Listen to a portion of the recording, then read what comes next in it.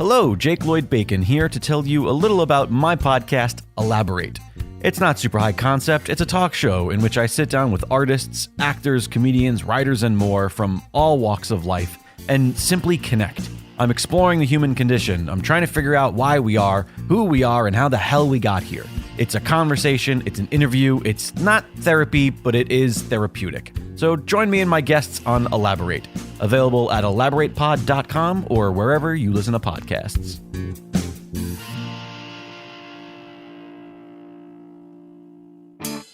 It's the greatest mystery in literary history. A divisive question with highly contested answers. Who was the writer behind the pen name William Shakespeare? Welcome to Don't Quill the Messenger.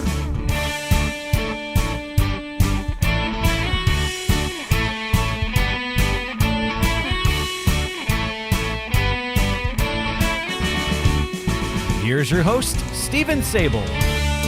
Today on Don't Quill the Messenger, we welcome into the studio our special guest, John Shahan of the Shakespeare Authorship Coalition. And we'll be asking John some questions about exactly what the Shakespeare Authorship Coalition is, their famous Declaration of Reasonable Doubt, and some of the outstanding names and prominent people, not only in academia, but also in the world of the arts, in the world of literature, and even in politics, as well as our legal system, have signed the Declaration and added their names to it as fellow doubters that this guy that we've been talking about episode after episode from Stratford was truly our author, William Shakespeare. Welcome to the studio, John. So glad to have you. Thank you, Stephen. It's good to be here. Thanks for inviting me. Before we begin, I want to tell this story because I think it's a fun fact story, and that is that you, sir, are highly responsible for my increased involvement in this issue, as well as my membership in the Shakespeare Oxford Fellowship. When I had my Shakespeare Festival in Redlands, you came out and visited us a couple of different times, and we had some debates about the two contenders for authorship, Stratford and Oxford. We had some displays. We had your famous declaration out there.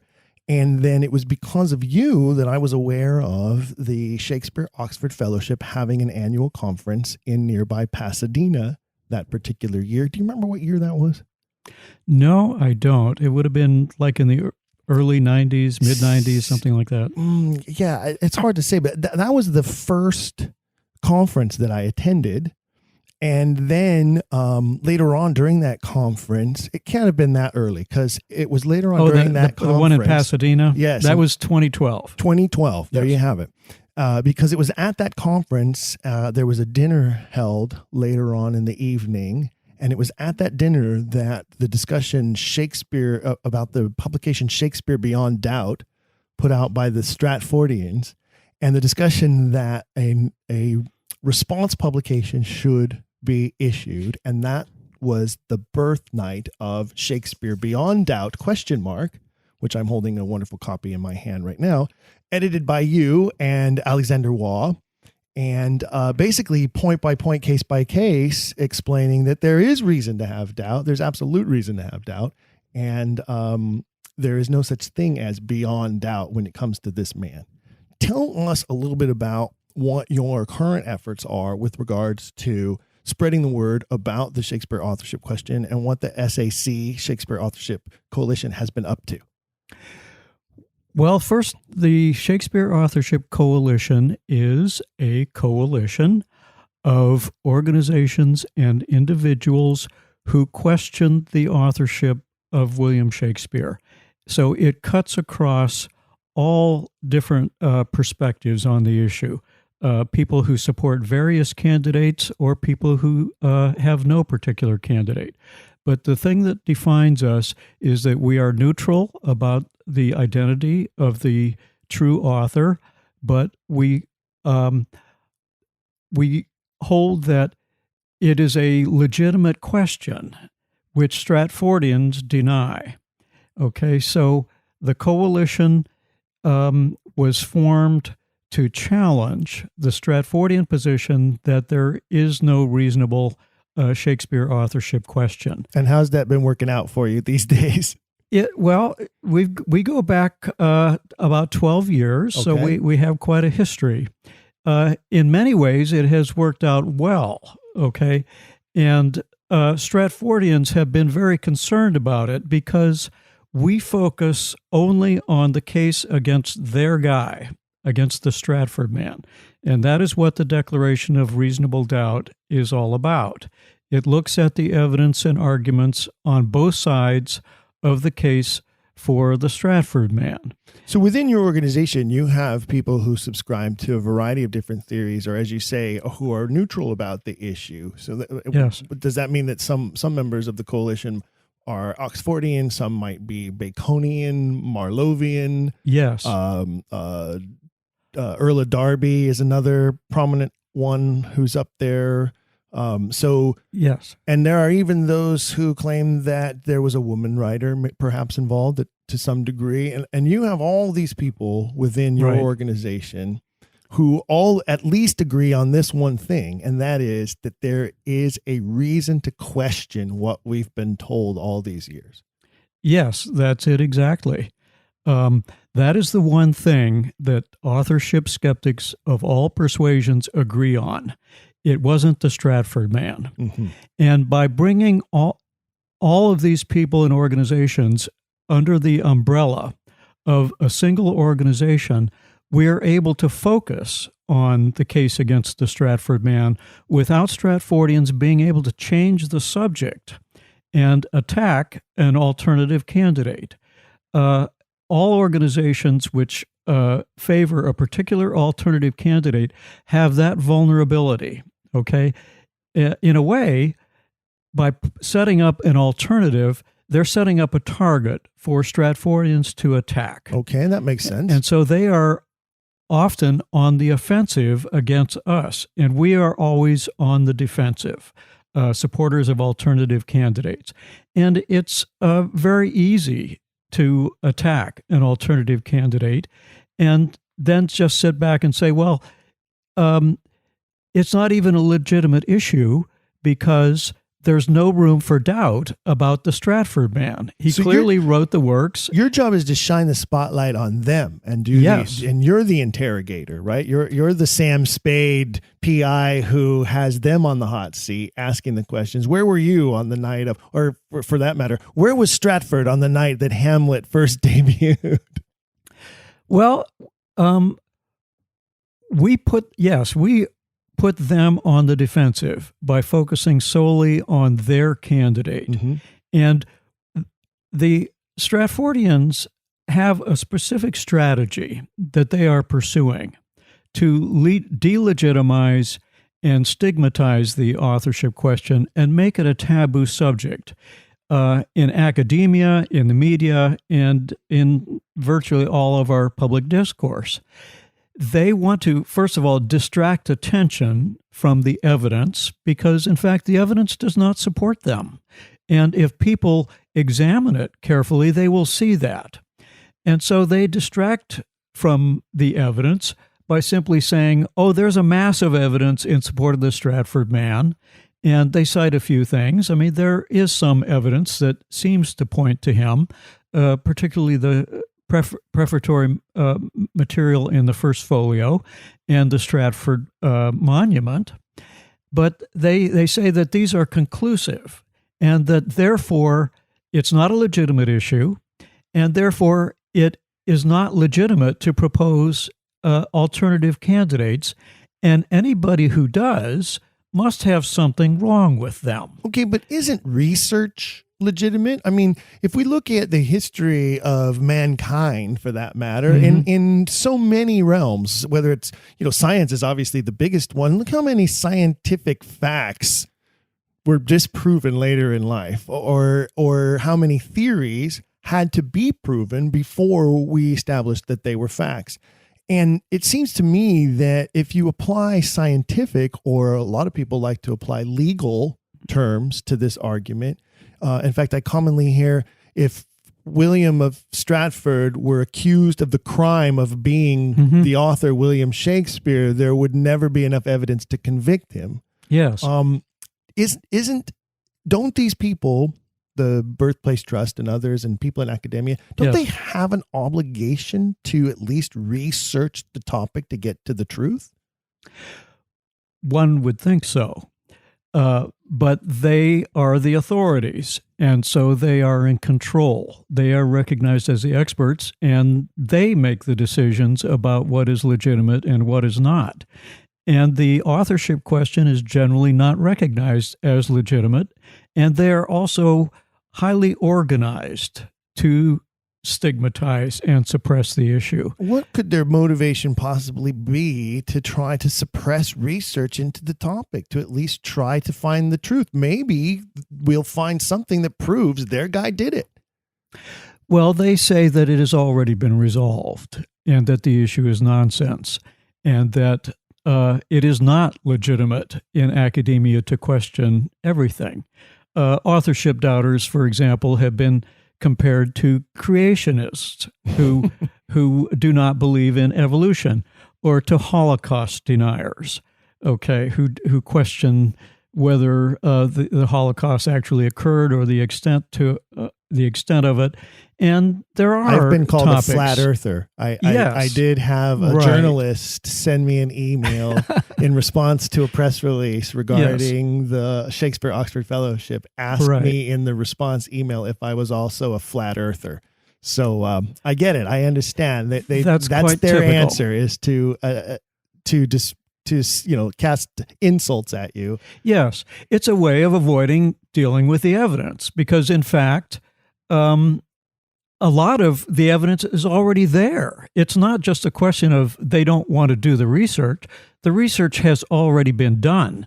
There's an enormous amount of evidence, both against the Stratford man and in favor of alternative candidates, and they refuse to look at it or consider it. I mean, they are the deniers here in this movement. So what is their motivation?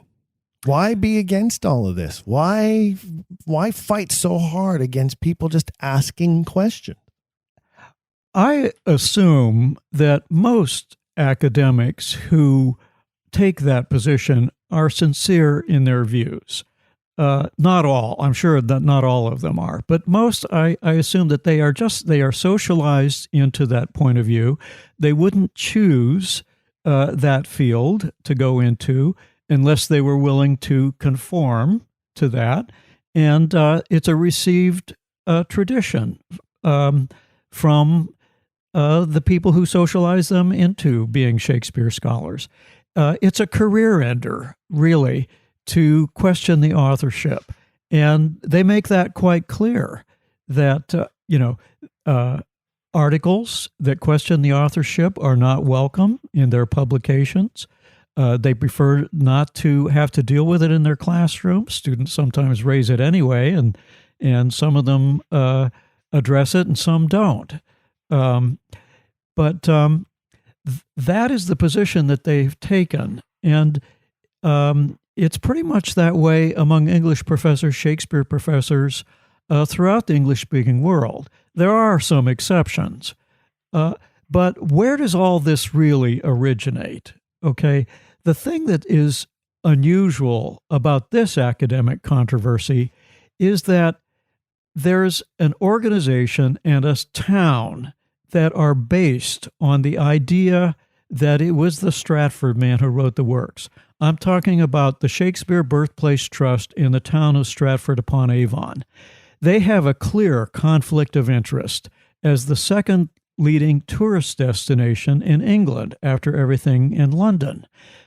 Stratford-upon-Avon is a lovely tourist town, but it's out in the boonies, about 50 miles away from London. Why would anybody go there if it weren't for this idea that this was the birthplace of William Shakespeare?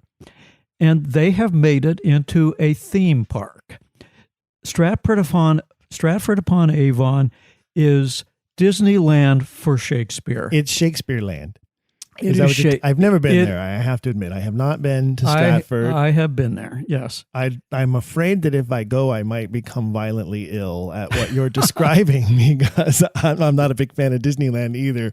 Spoiler alert. But my goodness, Shakespeare Land, I don't know, that's a problem for me, especially if it's established around what I know to be evidence that isn't fact, that cannot be substantiated. Tell me about some of the historical, quote unquote, sites there. Well, the most famous is the birthplace. This is supposedly the house where the Stratford man, who people assume was William Shakespeare, is alleged to have been born. In fact, there is no documentary evidence that he was born there at all. We don't really know exactly where he was born. He was born in the town of Stratford, but that building, certainly as it exists today, did not exist at that time.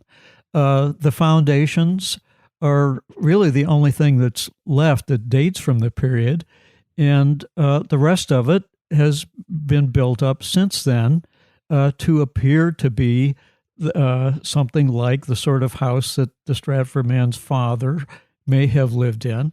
In fact, it's just inconceivable that he was born in that house. So there's no proof of that. They've created a facade. Yes. And are selling it upon the people as this is the birthplace of William Shakespeare. Yeah. And what does they it cost to market get it. in there? Do they charge a fee? Is there an entry fee? I was there in 2000. My recollection is that, yes, there was an entry fee. It kind of reminds me of like holy relics in medieval times. This is a piece of the true cross of Jesus. Absolutely. Kind of a thing. Absolutely. Stratfordianism is a quasi-religious orthodoxy that is a myth that has grown up around the Stratford man, and the town of Stratford has promoted that, embellished it, and they live off of it. A curious fact that I always love to point out, with my theater background, is that we can all thank David Garrick for this. Yes. Because he's the one back in the 1780s, I believe it was, might be earlier. 1769. Oh, thank you. See, this is why you have expert guests on your program. 1769, David Garrick shows up and says, let's have a festival here in Stratford and call it a Shakespeare Jubilee. Not a festival, but he was the founder of the first Shakespeare Festival. Shakespeare Jubilee. And call it the 150th anniversary, except that it was actually the 153rd year. So even the very origins of this thing was a lie. Even down to, we'll just call it 150th anniversary, even though it's really the 153rd anniversary. And that was the first guy to turn Stratford into a tourist location where people came under the guise of this has to do with the works of Shakespeare. Ironically, not a single Shakespeare play was performed at that Jubilee.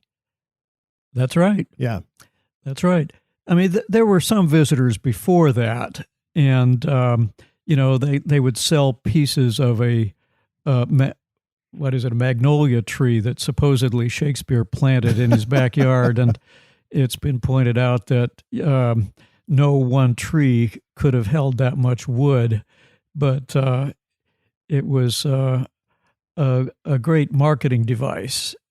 And but you're right, it was the Jubilee that made it really take off as a tourist destination.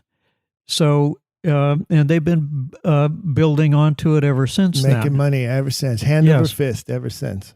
The Birthplace Trust began as a way to keep Shakespeare's birthplace, supposedly that house, in Stratford. P.T. Barnum recognized the value of this house, that he could market it, and so he was... I didn't know that. That's a great fact. He was trying to buy that house. Of course he was. There's a sucker born every minute, yes.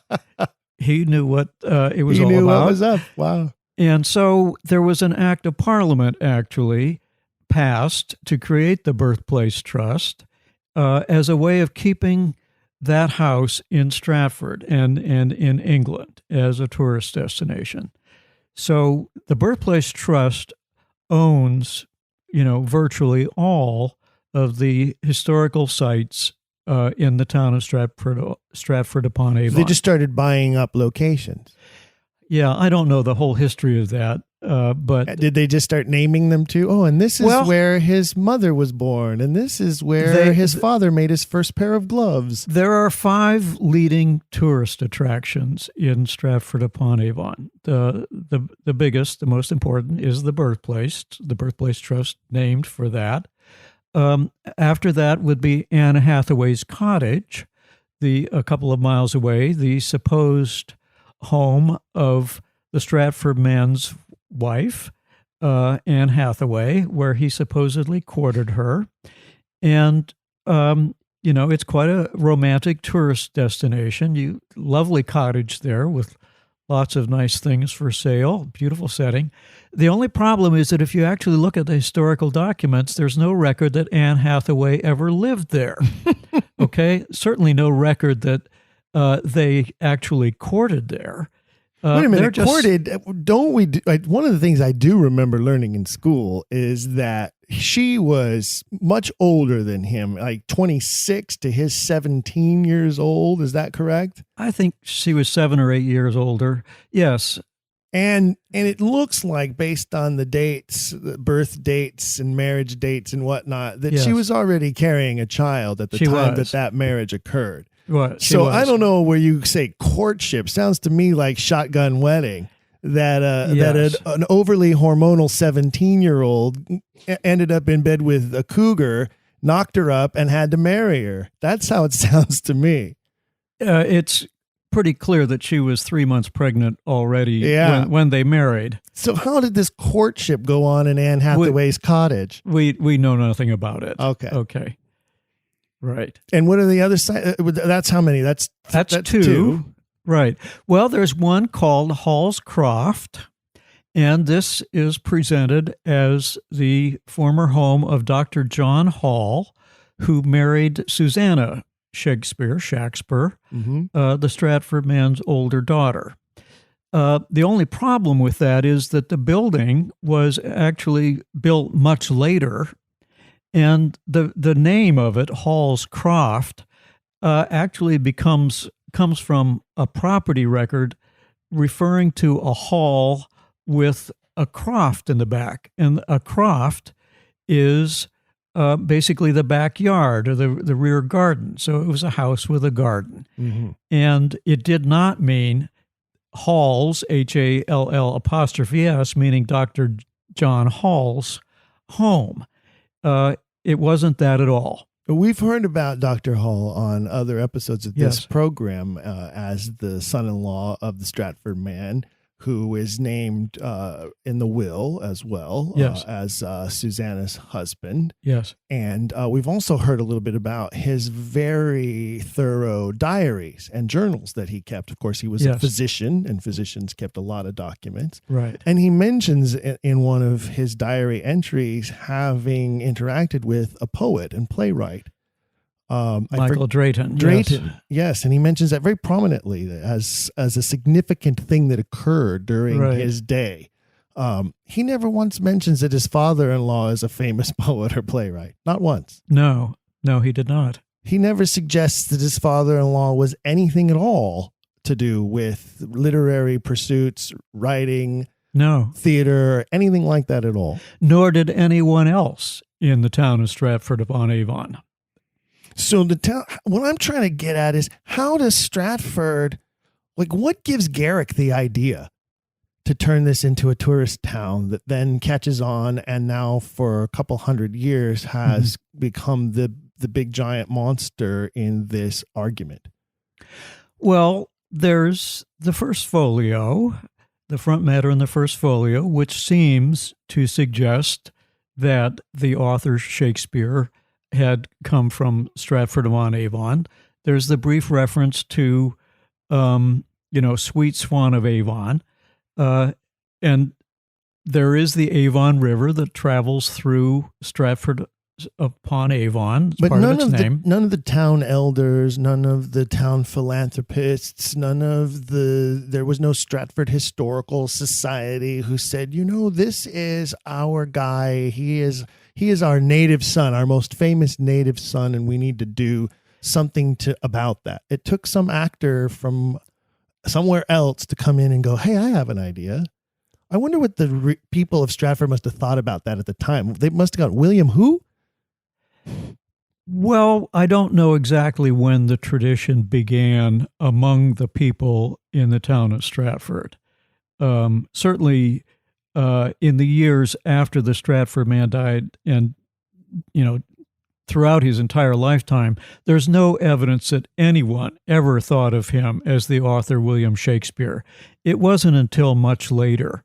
And without the first folio seeming to point to him, actually very ambiguously, it's unlikely that anybody would ever have thought of him as the author William Shakespeare. So in the meantime, this giant tourist center evolves. People from all over the world are traveling there, spending all kinds of money. The people in charge of the Birthplace Trust are gaining more and more power, more and more influence. Yes. And suddenly people like John Shahan with the Shakespeare Authorship Coalition comes along and starts to question. And how do they respond to that? What happened next? Tell us what happened next. Well, first of all, John. it's important to understand that this issue goes way back, okay? It goes back to 1859. The modern Shakespeare authorship controversy goes back to then with Delia Bacon's publication of first an article in Putnam's Quarterly and then her book on the authorship controversy. So it's been raging off and on since then. The Declaration is a fairly recent development, okay? We launched the Declaration in 2007, first in a Declaration signing ceremony at the Geffen Playhouse here in Los Angeles, and then in September in the UK, in the town of Chichester at the Minerva Theatre, where famous actor Sir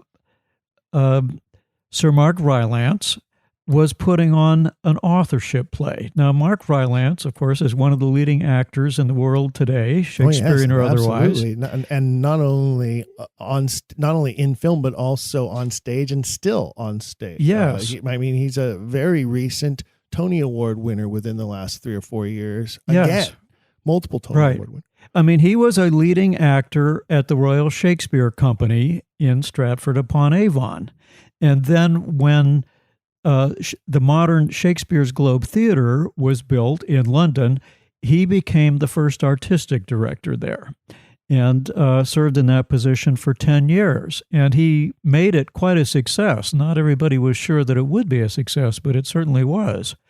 And he left after 10 years, and one of the first things he did was he wrote a play about the authorship called I Am Shakespeare. And Mark became the head of really a counterpart organization to ours based in London called the Shakespeare, the Shakespeare Authorship Trust, Shakespearean Authorship Trust.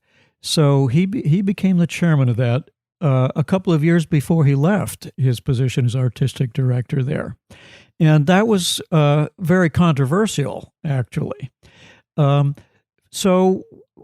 he was very committed to the authorship question. And so that was one of the first things he did. He wrote this play, and it was performed there. They had about a 3-month summer run at this very famous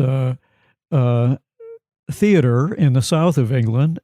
And on the last day, after the last performance, we had a declaration signing ceremony. And he signed the declaration. There were 8 people who signed the declaration. This is one of our large declaration posters. Okay, and at the bottom, there's room for 10 signatures. I'm sure they can find an image of it on your website. Yes. If the listeners want to pop in on the website. Tell everybody where to find information for the website. We'll give it again at the end of the program, but let's go ahead and tell them right now in case they're ready to do some surfing. The Shakespeare Authorship Coalition website is at doubtaboutwill.org. Doubtaboutwill.org. Right. And there's a lot of information there. But we're most famous for the Declaration of Reasonable Doubt. You can go there and read the Declaration, and anyone who agrees with it can sign it online.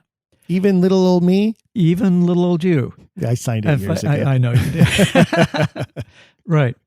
So currently over 4,200 people have signed it, including 90 what we call notables. And that includes people like Mark Rylance and Sir Derek Jacobi, another famous Shakespearean actor who also participated in the signing ceremony in Chichester. Now, you said there were 8, so Mark Yes. Rylance, Derek Jacobi. What we did was we had 2 representatives of 3 different prominent candidates. There were 2 Oxfordians, 2 Baconians, 2 Marlovians, and then 2 people who are neutral about the identity of the author.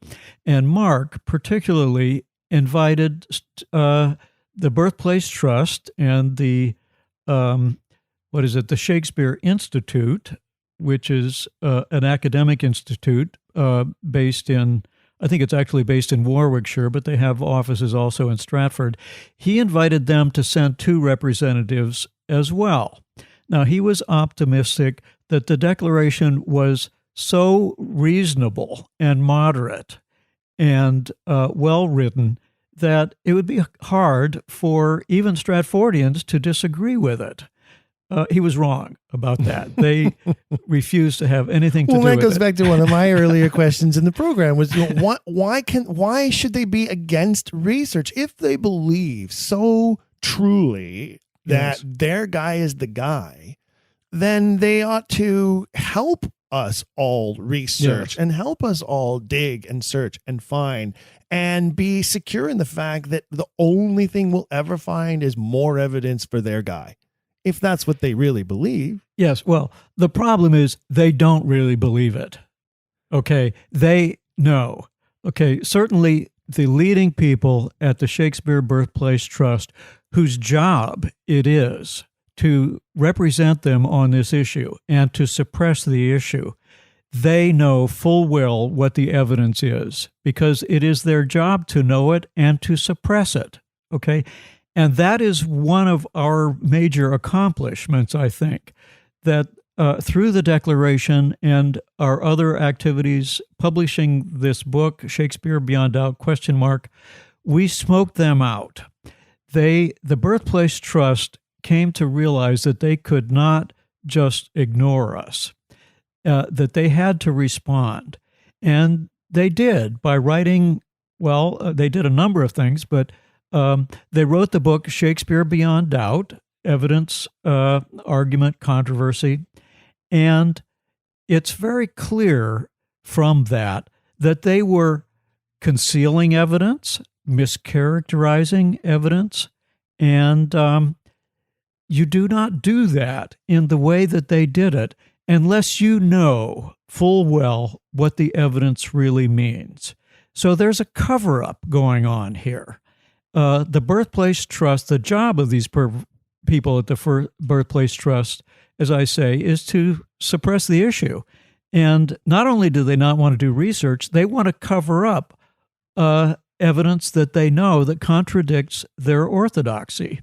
Well, I think, that doesn't just fall in line with the way this has all come about and the way that early doubters and some famous early doubters have pointed out. I think I want to say it was Mark Twain who is famous for, and I'm going to paraphrase this. I'll bet you'll know the direct quote when I say it. But he made this analogy to a Tyrannosaurus Rex, didn't he? He said something about, it's a few bones and a lot of plaster. Actually, he said that Shakespeare is, meaning the Stratford man, who his name was not Shakespeare, it was Shakespeare. It was never spelled the same as the author's name. And I always loved the fact that he wasn't christened William. He was christened Guillielmus. Well, that's That's Latin, okay? The Latinized version of the name. So there's nothing very suspicious about that, okay? But what Mark Twain said of Shakespeare was he is a brontosaur, 9 bones and 600 barrels of plaster of Paris. Okay, so it wasn't Meaning- Tyrannosaurus. It was a brontosaur, meaning he's an artificial construction, okay? We've got these 9 bones, and you hang this huge edifice on that. And that's been their history then, too, because Yes. didn't you just describe to us that the quote-unquote birthplace of Shakespeare was Yes. really just some stones left of a foundation, and what'd they do? They put new plaster on it and said, this is the house that Yes. Shakespeare built. Very good analogy, yes. And with this book that they put out, Shakespeare Beyond Doubt, they're propagating that same tactic and that same MO that they've been built on over the centuries. Yes. I mean, the book is largely obfuscation, okay? It's a very substantial book, 22 contributors, a variety of leading Orthodox scholars. But if you read that book, it doesn't really make the case. They don't make the sale. I'll give you another quote. Okay, this is from Prince Philip, the Duke of Edinburgh, The wife of the the queen? wife of Queen Oh, no, Elizabeth. sorry, the husband. Well, in today's gender ambiguous world, maybe he is her wife. I don't know.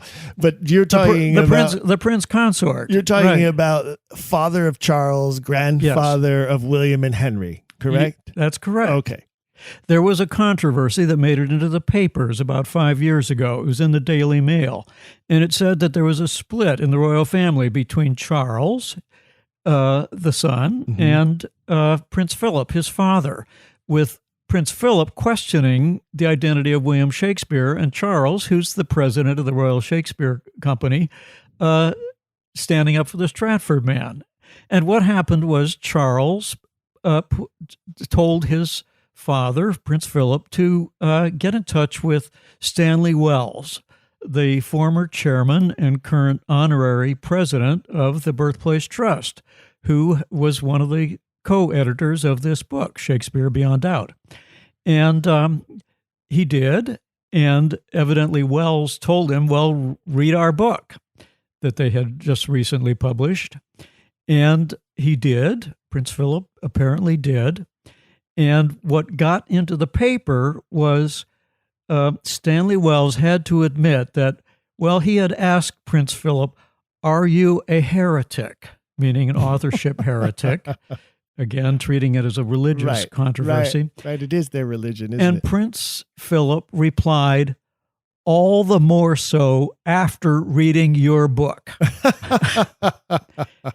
And so it had a boomerang effect, apparently, with the prince. It did. And we encourage everybody interested in this controversy to read both books, Shakespeare Beyond Doubt and Shakespeare Beyond Doubt ? I think that's a great comment, and I want to remember that. And on future episodes of this program, I want to remind listeners to go read the books. Go and do some of your own research. Find some of these titles that we mention on the program regularly and read the books. And one thing that you'll hear that's very different from doubters, and whether they're Baconians, Marlovians, or myself, an Oxfordian, one thing I find to be true constantly is the difference between Stratfordians and Oxfordians is I've actually read books about their guy. Yes. Most Stratfordians don't have a clue about what the research shows about other candidates. Most Stratfordians don't want to even look at it. They don't even want to read it. They don't want to hear about it. They're that closed-minded or afraid that whatever their attachment to this is will be so shaken that they don't even want to look. They don't even want to read a single book about it. So I think it's great, John, that you're saying read both books. Read their version, read this version, and come to your own conclusions as to what the evidence really shows. Yes. And these two books in particular, I think, because they were both written at a time when the controversy had been raised to prominence. And this was the first book that the Birthplace Trust, or really almost any leading scholars, have ever written about the authorship question. So it's the first time that the Birthplace Trust felt compelled that they had to respond and lay out what you would think would be the definitive case for the Stratford man. And when you read their book, it really isn't that, okay? It can't be. They argue around the topic, and they leave out key evidence, and they suppress other evidence. It just can't be. In fact, just today I read an article in The Economist about a recent film that came out, Kenneth Branagh, Judi Dench. Yes. About the later years of the true. Stratford. Yes. Yeah. Right. There's a title for you. Right. And of course, any true writer, any true journalist, as this writer in The Economist said, it's all fiction. There's not a shred of fact behind any of it. Well, it's there all are fiction. some facts there in their book, but they leave a lot of things out that it's you would easy think to are, do when you only have one page of actual factual evidence about the man from Stratford. Yes, but I'll give you one key example, okay? In a previous effort to suppress the issue called 60 Minutes with Shakespeare, the Birthplace Trust got 60 prominent people to do 1-minute audio recordings of answers to questions that the Birthplace Trust posed itself about the authorship controversy. And in one of those, one member of their board of directors, historian Michael Wood, said that to deny Shakespeare's authorship is to deny the primary documents, above all, the Stratford man's will.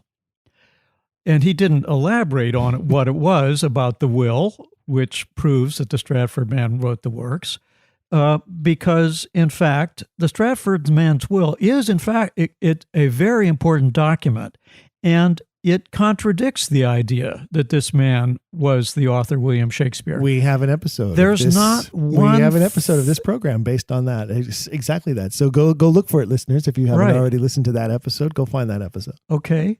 So he said that, and then they write this book, Shakespeare Beyond Doubt. I mean, he's saying that above all, the will is important evidence in favor of him. So what did they do about the will in this book that they called Shakespeare Beyond Doubt, which they had previously said was important above all? The will is never even mentioned in this book, which is they have supposedly written as the definitive work making the case for the Stratford man. That shows that they know full well the will is not evidence for him, it's against him, and that they need to suppress the will. Because if people actually read the will and see what it is, they will see that there's nothing about it that suggests this is the will of the author of the works of William Shakespeare. I have multiple copies of the complete works of Shakespeare, various different editions from various different times, some illustrated, some not, and some annotated in different ways. But I have a couple of copies that include the will in the back of the complete works as one of his quote unquote works. And I always found that ironic, and I thought it was funny because if anything, it's probably the one thing we know that the Stratford man actually did have some hand in. Yes. It's the only thing we know for sure work of William that is the product of Shakespeare his mind. Stratford. Yes. Right. It is the complete work of Stratford. Yes, the complete works of William Shakespeare. Well, we have no letters. We have nothing else ever written by him. The 6 shaky signatures that are very commonly talked about. And we have this will that obviously wasn't written in his hand with the interlineations and all that. So again, go look for that episode if you haven't listened to that episode. What I want to know is, you got on their radar. They put out this book. They're finally forced to address the issue. This response book, and by the way, if you go to Amazon and you type in Shakespeare Beyond Doubt, it will pull up both books. Right. They'll be stacked one on top of the other, and then you can see the difference. You can read the summaries and reviews of both of them and purchase them both and read them both. If you really want to see both sides of that story, you can do that. But have you challenged them on these historical locations. I mean, it seems to me like that's a fraud upon consumers. Has anyone come forward and said, you can't claim this, you can't prove it, it's fraud? Well, it was Alexander Waugh who did the research on their facilities that exposed this. Okay. After we published our book, Shakespeare Beyond Doubt, ? We challenged the Birthplace Trust to a mock trial. You did not. Of the question. We did. And, of course... Tell us about that. I want to hear more about that. Yes. That is something that we had intended to do from the beginning, okay? The title of the declaration, the Declaration of Reasonable Doubt, it gives the language reasonable doubt. That is a jury verdict, acquittal by reasonable doubt. And the declaration is written virtually as a legal brief, laying out the evidence for and against the Stratford man. And we had always intended at some point to challenge the Birthplace Trust to a mock trial of their claim that the authorship is beyond doubt. I mean, this is their position. Okay, well, wait a minute. I'm sorry. Just to backtrack for a second, though, Yes. I'm a little slow, and it just dawned on me. Yeah. Their title, Shakespeare Beyond Doubt, Yes. is that not a direct response to your declaration of reasonable doubt? Yes. I mean, it seems to me like that's a huge victory for you right there, that they had to address. Yes. They had to address it in the terms that you created to challenge them with. Yes, absolutely. So then there's this book battle, yes. and then you challenge them. Let's prove it in court. Let's have a mock court, and figure it out. Well, we put it right up front in the introduction to our book. That's where we first issued our challenge to the Birthplace Trust. I mean, we got them to write that book saying that is their position, Shakespeare Beyond Doubt. That's their language. So they've put it out there, making this claim for the whole world to see. So we decided we would challenge them to a mock trial to prove their own claim. Contents, Romano numeral 1, general introduction and challenge to the Shakespeare Birthplace Trust, written by John M. Shahan, Chairman, Shakespeare Authorship Coalition. Right. There it is. Yes. We challenged them right up front in our book. And our book, by the way, was published 1 month after theirs. Okay. We were able to do that because it's an anthology. And there's a tremendous amount of really good scholarship that was already there, already known. And we were able to assemble that into this book. And the book makes our case. Okay, the declaration is kind of a legal brief, as I said. We even say in the declaration, after summarizing the case for the Stratford man, that this evidence appears to be a prima facie case for the Stratford man, unless contradicted by other evidence. And it is contradicted by other evidence. So the entire book really is laying out our case. Did they respond to your book? Did they go back to their strategy of ignoring? Well, they responded to it superficially. Okay, they did attack it in online forums and things like that. But just as they have never been able to write a point-by-point rebuttal to our declaration, or even write a comparable brief 3,000-word declaration of the case for the Stratford man, I mean, they don't do that because that would make it too accessible and too easy for people to see that they don't have as good a case as we do. Sure. And they couldn't get the same number or quality of people signing on to their And what about case. this mock trial? How did they respond to that challenge? They just immediately refused to participate. They said that, our position is well known and there's no room for doubt, and no, we will not participate in a mock trial. What can we do to force them to the table? That's the $50,000 question. Right. Well, we tried, several times. I mean, we followed up the book by writing to them, Alexander Waugh, and I did, challenging challenging them to a mock trial, and we were very flexible about the terms, so that it was negotiable, but they would not negotiate. And so we then put a full-page ad in the Times of London Literary Supplement challenging them to the mock trial, and we even offered to donate to them £40,000. The Birthplace Trust is a registered charity, and we offered to donate, make a charitable donation to them of £40,000 if they participated in the mock trial, and they succeeded in proving their claim that the authorship is beyond doubt. How much is that in U.S. dollars? At the time, it would have been $64,000. The $64,000 question. Yes. I don't know how many of our listeners will be old enough to know what that means, but Google it. Google $64,000 question. So the $64,000 question is, why did they refuse the money? Well, I think it's clear that they knew they would lose. It seems to me I'd take $64,000. I think if I'm so sure. Yes. That I'm right. Yes. Why would you not take that bet? Right. Why would you not do that? And especially when you are a registered charity, taking in charitable contributions to support your cause, this one you turn down. So all I have to do is get my top experts to show up, prove my case, which I believe is absolutely undeniable, beyond doubt provable. Yes. And I get $64,000. Right.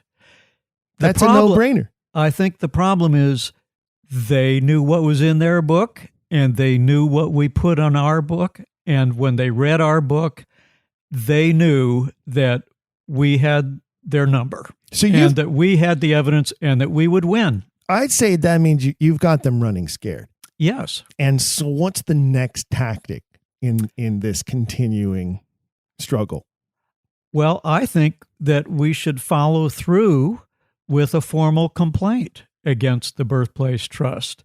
And Alexander Waugh, in his book, he published an ebook with the title Shakespeare in Court. And he did this in response to the Birthplace Trust turning us down, our mock trial challenge. And there are two parts to this book. It's an excellent book. In part 2, he shows what such a mock trial might have looked like. He wrote it out, virtually as a work of theater. I like it. Yes, I already like it. Right. And it's out there on CD too. Ooh, maybe I'll turn it into a play and produce a performance of it. I'm sure that Alexander would be pleased with that. I'm going to look for it now. Yes. It's a hilarious mock trial that he wrote up.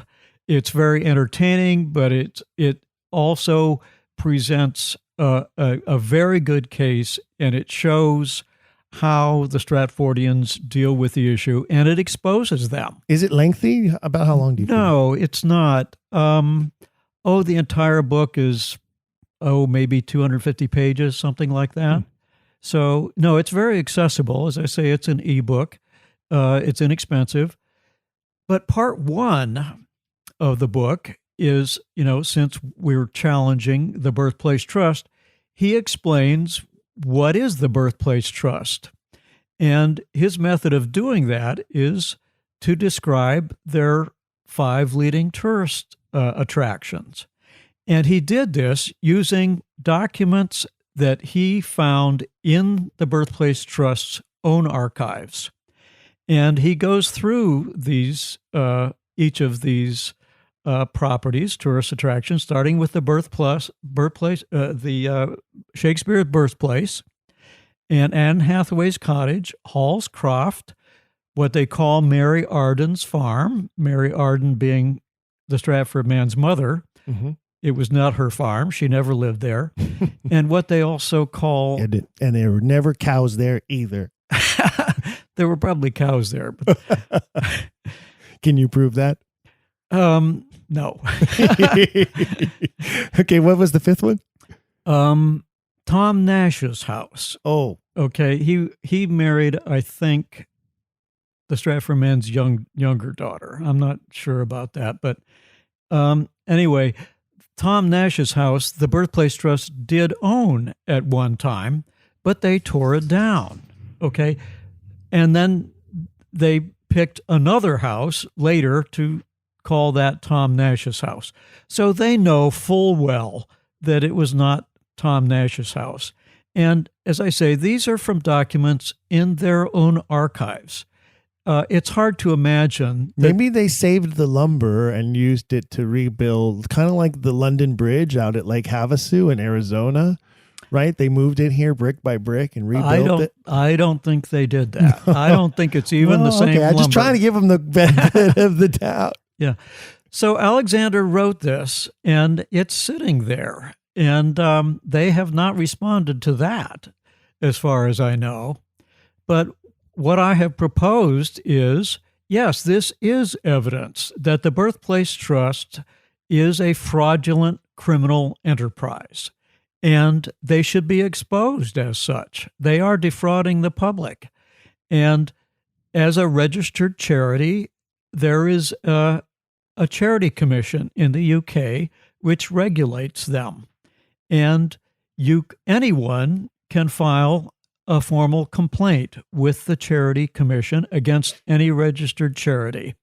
And I think someone in the UK who has in fact been taken in by the advertising of the Birthplace Trust about the nature of these properties should take the receipts and go and make a formal complaint with the Charity Commission. I think that's them. a great idea. I also think, I don't know how you would get a hold of who some of their top donors are, but I would think that some of their top donors would need to know this, that they're contributing to an organization that is defrauding people, that's basically making it up as they go along. Yes, I think they should be exposed. Their donors should be made aware of it, and the public should be made aware of it. Yeah, absolutely. There seems to me like you could find I'll use the English term, you could find a barrister who would find the proper tort laws and file a suit against them. I think someone should do that. There's a dog in the studio who agrees. There you go. It needs to be someone in the UK, though. Okay. The Shakespeare Authorship Coalition is based in Southern California. It's pretty difficult for us to do it from here. It needs to be someone who can do it under their laws in their legal system, who's familiar with that. And as I say, someone who has in fact been defrauded, and so they have standing to bring a case. We do not. But it needs to be someone in the UK. I mean, I think of our allies over there, our sister Shakespeare authorship organizations. They need to be the ones to organize it. They're in a much better position to do it than we are.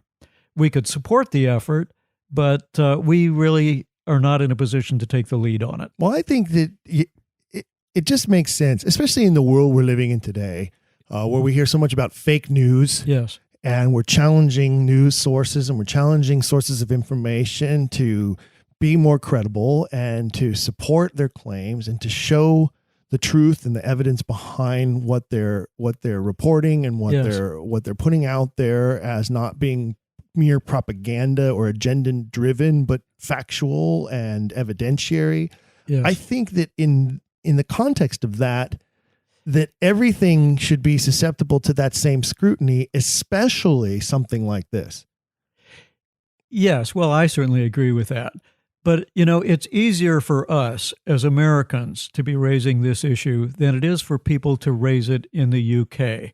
We're talking about their national cultural icon, and it's a very important part of their culture. I mean, they're all educated and socialized into this idea, this myth, that it was the Stratford man who wrote the works. And it's a very powerful myth. It's very difficult for people over there to question it. Certainly, it's not a popular idea. People in the media are very resistant to it. They've been taught that it's nonsense, that there's any room for doubt about the Stratford man. And so it's a difficult thing to do. I think You you'd mean have it's tantamount to telling people that Mark Twain wasn't really Mark Twain. His real name was Samuel Clemens. it's much worse than that. I've heard people say, well, it's like questioning the identity of George Washington, and trying to knock him off his Wow. pedestal or something like that. I mean, Shakespeare is something that people are very proud of, and as I say, it's a quasi-religious orthodoxy. People are sold on this myth of the Stratford man, a commoner, a glover's son, who had no particular advantages or education, who somehow, through dint of his own genius and hard work, went to London and became the greatest writer who ever lived. Okay, but People John, like to identify with him and think, oh, it could have been me. They treat it as, oh, it's a gift from God. And it could have been anyone, but it's this Stratford man. And it's as I say, it's a myth. When I went to the Birthplace Trust, and you go there and you see the bed where he was born, they say, oh, this is the Holy of Holies. This is where the great man was born. And they say things like everybody in the world should visit Shakespeare's Birthplace Trust at least once in their life. I mean, it almost reminds me of Islam and the requirement that you go on a Hajj and visit Mecca at least once in your life. And they promote it that way. Well, there many people say in other religions too, holy pilgrimage. You need to conduct your holy pilgrimage or go on a mission. Right. So there are a lot of religions. It's very interesting, this comparison to religions and the way that people subscribe to this belief that is so unsubstantiated and that is so full of holes, to the point that you're right, they do get very religious about it and zealous about it in some ways. Yes, absolutely. So what we're asking listeners of our program to do on a regular basis is to ask questions, to not just accept what you've been given and not what you've been force-fed by the quote-unquote authorities, but to constantly ask questions, not just in your everyday life, but also about things like this, about this Shakespeare authorship question, for instance. There are a lot of mysteries left in the world, and we have guys like you, John, helping us solve those mysteries and get to the bottom of the truth. We have a few minutes left here in the program. Before we wrap up, what else do you think you'd like to share with our listeners today? Well, the most important thing, I would say, is read the Declaration of Reasonable Doubt. It was written to provide a brief but definitive introduction to the controversy. And I think it is still one of the best brief introductions. It's very balanced. It doesn't claim that there's only one side to this issue. It lays out the main reasons why people have thought that the Stratford man was the author, and then it explains why we find them problematic. And then it goes into a summary of the reasons why we say that the evidence does not fit the Stratford man.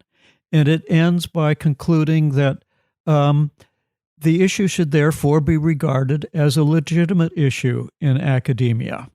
That's the bottom line of the Declaration and what we're aiming for.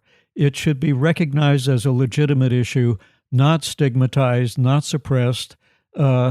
People who are doubters should not be subject to ad hominem attacks. They should not be described as conspiracy theorists, flat earthers, and I think we've made the case very clearly. And Stratfordians, I think by their unwillingness to try to counter it, have shown that basically they agree. Well, I think you've definitely proven to us that you've got them running scared, and it's time to keep the pressure on. This movement is continuing to grow as more and more open-minded people discover this issue and learn more about it. More and more people start to question what's out there. I think that in our lifetime, John, we will see some paradigm shifts occurring on this issue. I believe in that. And I want to thank you for all the work that you're doing to advance that cause. Don't forget, folks, if you'd like to learn more, you can go to the Shakespeare Authorship Coalition website, which is doubtaboutwill.org. Don't forget the B in doubt, doubtaboutwill.org. You can read the Declaration of Reasonable Doubt. Choose, if you wish, to sign it. There's a place there, John, I think, if you sign it, that you can explain who you are and why you're signing. Is that correct? Yes, that's correct. Each person who signs gets 160 characters to make a personal statement about about who they are or why they're signing the declaration. Very good. And you can join such prominent signers as Sir Derek Jacobi and Sir Mark Rylance. I'm sure if I asked you, you could string me off a list of others, and I'll bet that's on the website too, who some of those famous listed signatories are. Yes. Michael York, Jeremy Irons, and two Supreme Court justices, former Supreme Court justices, Justice John Paul Stevens and Sandra Day O'Connor. But I say there are a total of 90 notables. We have over 700 current or former college or university academics, over 1,600 people with advanced degrees. It's because all of those people are, of course, flat earthers and and UFO conspiracy theorists. And yes. In their spare time, when they're not studying the Shakespeare authorship question, they're searching for evidence of aliens in Area 51, right? Right. That is one of the two main reasons we wrote the declaration, actually. One is we did want to present the evidence and make it readily accessible, but we also wanted to show who authorship doubters really are, as opposed to the false stereotype put out by the Birthplace Trust and its allies throughout academia. Authorship doubters are a very impressive group of people, and that's one reason why they have not written their own declaration, even though we've challenged them to do so. First, the evidence wouldn't be as strong as ours. Plus, they would not be able to get as impressive a group of signatories. So we think we've shown them up. Well, I thank you again for being here, John. It was great information. Again, if you want to learn more, go to the website, doubtaboutwill.org. Want to remind you, Don't Quill the Messenger, Revealing the Truth of Shakespeare Authorship, is brought to you by the Shakespeare Oxford Fellowship. If you'd like to learn more about the Shakespeare Oxford Fellowship, you can go to their website. It's very easy, shakespeareoxfordfellowship.org. ShakespeareOxfordFellowship.org. There's a ton of sources and resources there for you to answer all of your questions about the Shakespeare authorship mystery. Don't forget to download other episodes of this podcast. Give us a rate and a review if you would. We like your likes. We'd like to have your likes. We'd like you to like us. Send us a review and tell your friends about Don't Quill the Messenger, Revealing the Truth of Shakespeare Authorship. I'm your host, Stephen Sable, reminding you, keep asking questions. If you've enjoyed today's episode, please leave a rating and review in your podcast player. For even more, visit our website, don'tquillthepodcast.com. There you can find official merchandise in our shop, as well as a link to our Patreon. This show is made possible by people like you. We hope you'll consider showing your support by becoming a monthly patron, where you'll receive bonus material and tons of exclusive perks. You can also join in the conversation on our Discord and by following us at Don't Quill the Pod on all social media. All of this can be found at don'tquillthepodcast.com, don'tquillthepodcast.com.